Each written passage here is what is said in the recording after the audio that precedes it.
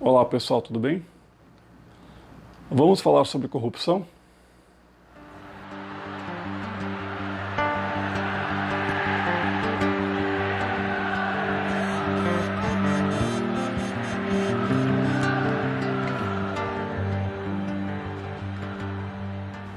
Se você fizer uma pesquisa rápida nos dicionários de etimologia, ou seja, aqueles que dão origem das palavras, vocês verão que corrupção, que nós usamos em português, vem de um verbo latino, corruptus, que originalmente significa partir algo em pedaços. Esse termo, passando os séculos, adquiriu novas camadas de sentido e passou a significar várias coisas. Por exemplo, deterioração, putrefação, decomposição, etc, etc. Portanto, quando nós pensamos em corrupção hoje, em geral, nós ligamos essa palavra à vida pública, à vida política dos nossos governantes ou vereadores, senadores, enfim, dos legisladores, mas também certamente alguns juízes. Então a palavra passou a significar, embora ela tenha adquirido vários significados ao longo dos séculos, ela em geral se associa hoje diretamente a manobras públicas para fazer caixa 2, barganha com dinheiro, etc. Então nós precisamos discutir melhor o que nós entendemos por corrupção e em que momentos ela é conveniente ou não a quem se propala ou se define como um paladino da ética.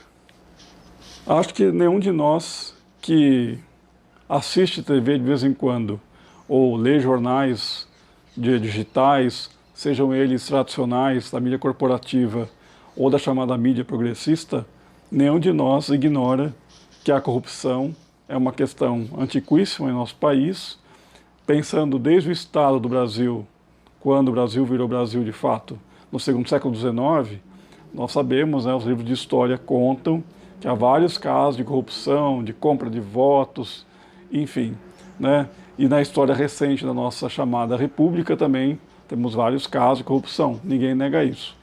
O que é curioso observar, e isso já foi falado por muitas pessoas inteligentíssimas, é que, dependendo de que partido promove corrupção ou age ativamente de forma corrupta ou passivamente, esse juízo ele varia.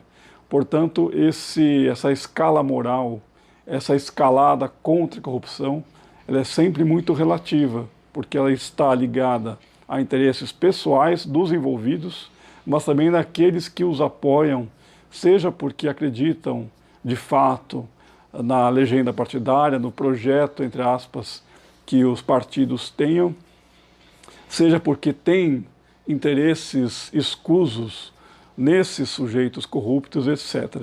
Então é um termo complexo, porque ele não é objetivo e não é, digamos, absoluto, ele é sempre relativo. Nós sempre definimos corrupção a partir do que o outro faz. E, em geral, esse outro a gente considera como nosso adversário, nosso inimigo, ou pelo menos nosso opositor no campo das ideias, ou da política, etc. Então, esse dado é importante observar também. O que causa espanto, realmente, é nós observarmos os escândalos de corrupção do atual desgoverno, que, aliás, já vem emendando desde a era Temer, e a gente observar que não só os protegidos diretos do governo fazem vistas grossas à corrupção, mas também perceber como a mídia tradicional, embora denuncie aqui e ali uma série de eventos que são amostras evidentes de corrupção, e não só corrupção por dinheiro ou por ouro, como aconteceu recentemente, mas também, como agora esse repórter da emissora Rede Globo, que foi esfaqueado 2 dias após ter denunciado, como vocês viram, o escândalo envolvendo um clube de tiros, lá em Brasília. Portanto, assim, esse acúmulo, a morte da Marielle Franco, enfim, uma série de acontecimentos gravíssimos tem acontecido nos últimos 2 ou 3 anos, e a impressão que nós temos é que há um silêncio, não da esquerda ou de quem é pelo menos liberal e é contra esse extremismo que esse atual desgoverno representa, mas especialmente das instituições, parte da imprensa, que apesar de apontar algumas coisas, silencia, não dá tanta importância a isso, porque tem uma questão do Ibope também. Acho que a impressão que nós ficamos sentindo é que quando não repercute, não vale a pena insistir, mas a pergunta não é essa, é por que não repercute? E o papel da imprensa nisso seria fundamental, alimentar, como fizeram em outras épocas, como nós bem sabemos, por motivos muito menores, como era uma coisa bombardeada diariamente, como ocupava minutos no Jornal Nacional ou em outros programas na Band, no SBT, na Record, né? Então, pensarmos por que a nossa mídia tradicional, uma parte considerável dela, a mídia corporativa, ela não escancara esses escândalos. É por temor?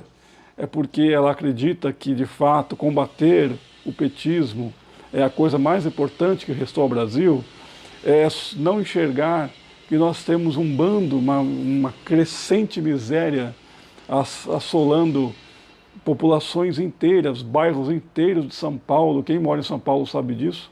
Será que tem uma conivência ou será uma covardia? Qual será o motivo desses escândalos, embora serem denunciados, não causarem o mesmo mal-estar que se fosse em outros governos? A impressão que nós temos é que há uma analogia.